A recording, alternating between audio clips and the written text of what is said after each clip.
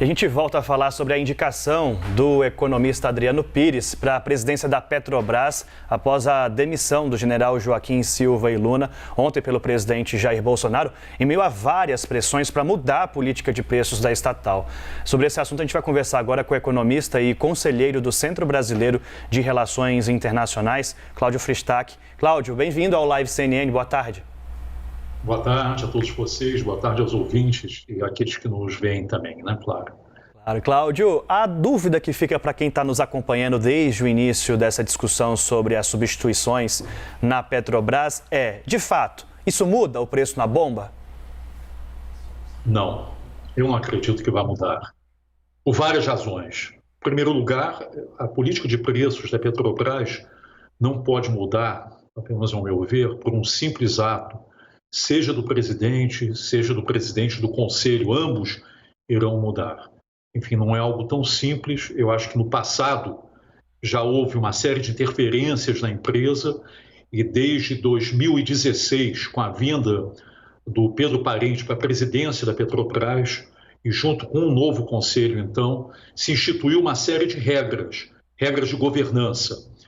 E essas regras não podem ser rompidas da noite para o dia e certamente não de uma forma ad hoc, de uma forma arbitrária.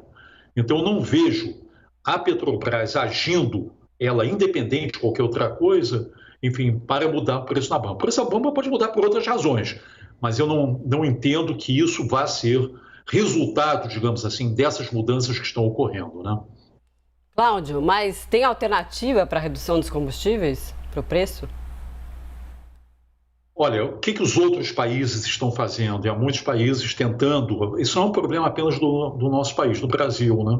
Isso é um problema global. E diversos países estão tentando, tentar reduzir impostos provisoriamente, tá? E outros gerar fazer algum tipo de transferências ou forma de subsídios. Ambas soluções tem problemas, e certamente aqui no Brasil. Quando você fala em reduzir impostos, e reduzir de uma forma significativa, que realmente apareça na bomba e o consumidor sinta, nosso espaço fiscal para uma ação dessa natureza é muito limitado. Você teria, por exemplo, que mexer nas famosas emendas do relator, que são mais de 16 bilhões de reais. Você tem um espaço ali, mas eu acho que aí o Congresso teria de abrir mão disso aí. Você teria de mexer em áreas do orçamento que não são tão transparentes e cujo retorno para a sociedade é questionável. De fato, se não mexer nisso, e eu acho difícil mexer pela coalizão que nós temos hoje, de natureza política, né? Apoio do Centrão, etc., há muito pouco espaço fiscal. Ponto 1. Ponto 2, subsídio que afete positivamente o meu consumo, o consumo de vocês, o consumo de pessoas que talvez realmente não necessitem, não faz muito sentido. O que faz sentido, sim, é você tentar identificar aqueles que mais precisam, seja que estão no cadastro único, os mais pobres, os mais necessitados, e esses sim terem um apoio, principalmente para o gás de cozinha, para o botijão, que ainda é a forma dominante no nosso país das pessoas cozinharem, das pessoas, enfim, a utilização fundamental, porque a alternativa do gás botijão para os mais pobres é a lenha, são as pessoas se intoxicarem na frente do fogão, como nós temos isso, centenas e milhares de pessoas que intoxicam, mulheres principalmente, anualmente. Enfim, então não há uma solução simples, número 1. Número 2, cortes de impostos podem melhorar apenas na margem. E número 3, subsídios, se forem dados, e nós temos pouquíssimo espaço fiscal também, devem ser direcionados para aqueles que mais necessitam, né? Sem dúvida, a gente até travou essa discussão aqui no Live CNN, porque soa até estranho para nós, por exemplo, que somos motoristas, abastecermos com uma gasolina subsidiada, ou seja, o governo bancou uma parte, enquanto o ônibus daquele trabalhador que está lá dentro, espremido, que não tem as boas condições de transporte público, está com diesel subsidiado também, mas paga da mesma forma que nós motoristas o imposto. Olha, isso é uma excelente observação. Na realidade, isso é até um complemento do que eu falei. Porque se nós tivermos o seguinte, olha, na escala do que é mais importante, estabelecer prioridades. Se você não estabelece prioridades, Nós como país, estamos fritos, digamos assim, é uma forma de dizer. Eu acho que, de um lado, o gás de botijão, porque isso realmente a maior parte das famílias utilizam isso e, obviamente, tentar direcionar o subsídio, eventual subsídio para os mais pobres. Segundo lugar, transporte público.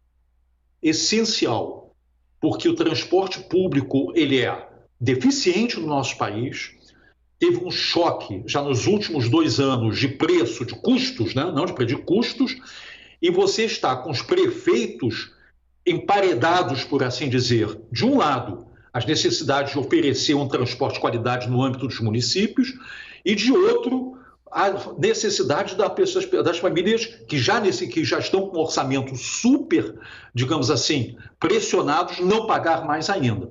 Então, se existe algo que realmente faz sentido, além do gás de botijão, né, para subsidiar, se nós formos subsidiar, é transporte público de massa, porque realmente é onde as pessoas mais sofrem e, efetivamente, há uma crise nesse momento, exatamente de um lado, os custos que estão explodindo e, de outro, a limitação que as famílias têm, que as pessoas têm, que os trabalhadores têm de pagarem por um preço maior de passagem, né?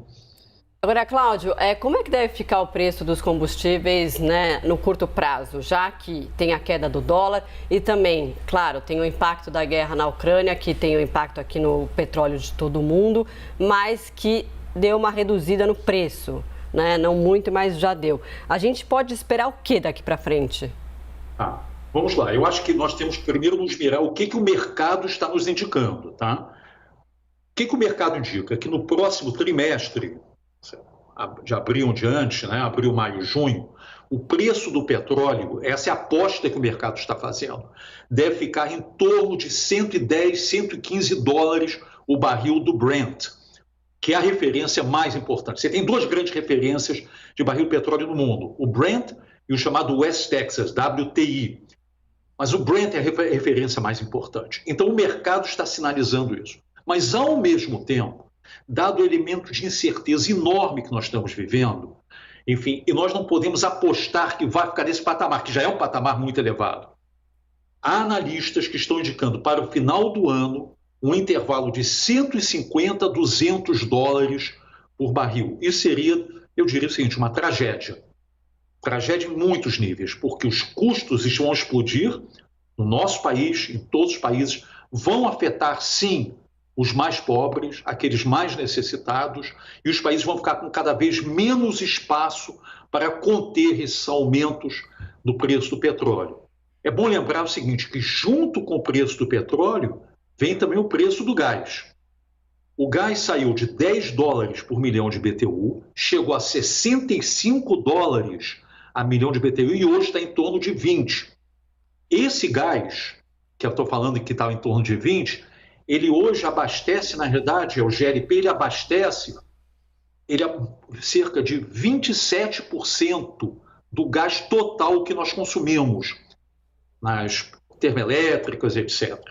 O Brasil, ele na realidade consome somente menos que 50%, cerca de 46%, 45%, dependendo de como você faz as contas, do gás produzido aqui dentro. O grosso do gás ele é importado, seja da Bolívia, de um lado, seja dos Estados Unidos. Os Estados Unidos fornece cerca de, forneceu ano passado, 93% do gás que nós importamos, tirando a Bolívia, deixando a Bolívia de lado, né? E há um problema, desculpe me alongar um pouquinhozinho, que os Estados Unidos agora têm um compromisso com a Europa de substituir o gás russo. Então, nós aqui vamos ficar um pouquinho espremidos também nessa dimensão, né? Cláudio Frestac, economista, conselheiro do Centro Brasileiro de Relações Internacionais. Sempre bom ouvi-lo aqui no Live CNN. Portas sempre abertas. Tá ótimo. Obrigado, então. Obrigado pela oportunidade.